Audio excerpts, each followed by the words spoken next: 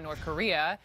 There's a new sheriff in town. This is a quote, or at least that is what Kim Jong-un reportedly wants the world to believe. North Korea now saying it is willing to give up its nuclear and missile testing in exchange for talks with the United States. Just think about that for a second.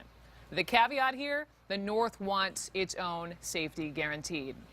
That official announcement coming from the South, which announced this rare summit between Korean leaders. That'll happen next month, a meeting that hasn't happened in more than 10 years. And just as Jim was talking about, President Trump weighed in on this moments ago. We are settling, and we're going to do something now. One way or the other, we have to do something. We cannot let that situation fester. We cannot let it happen. We're going to see what happens. I don't want to talk about it. We're going to see what happens. Dana Bash is with me, CNN's chief political correspondent, and Bruce Klingner from the Heritage Foundation, who is the former deputy division chief of the CIA's Korea branch. So great to have both of you. And Dana, to you, listening to the president's comments in totality, went on for about 4 minutes, sitting there talking, commenting on the news from North Korea, and you heard him say, we'll see, or phrases like I hope so, or North Korea seems to be acting positively. It was there was actually no, well, this is because of my tough talk, Rocket Man. I mean, what's your reaction to his tone? He's trying to keep this train on the tracks, which is something that we're not used to from this president. We are used to Rocket Man and tough talk and taking credit, as you would say, for even getting to this point where we might be on the cusp of renewed conversations between the U.S. and North Korea and other countries in the region. Having said that, it's good news. I think it's objectively okay to say it is good news to be potentially on the cusp of those talks. The question is, as I mentioned, the train is on the tracks. Where is it going? And there is a lot of concern that the Trump administration has gotten to this point, but then it's not really clear how they're going to take it even further, how they're going to continue to keep it going down and deal with this in a diplomatic way that could actually see progress given the very, very difficult situation this is and would be for any administration. Bruce, same question. What did you think of the president's comments? Well, right now what we've had is a situation where there's been so much focus in the Trump administration on will they or won't they do a preventive attack, and is the president behind or not behind diplomacy.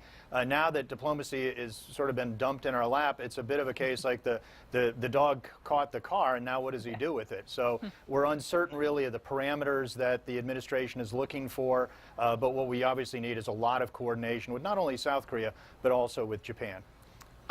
With regard to the region, and we were looking up numbers, in 2017 alone, Bruce, the North launched 23 missiles, including its first intercontinental ballistic missiles. So it said it had long enough range to reach the U.S. mainland. This makes it easy, I would imagine, for the North to say, sure, we'll hold off. What they're not saying is because of all the testing we've already done, and we don't need it. Is that part of the equation here?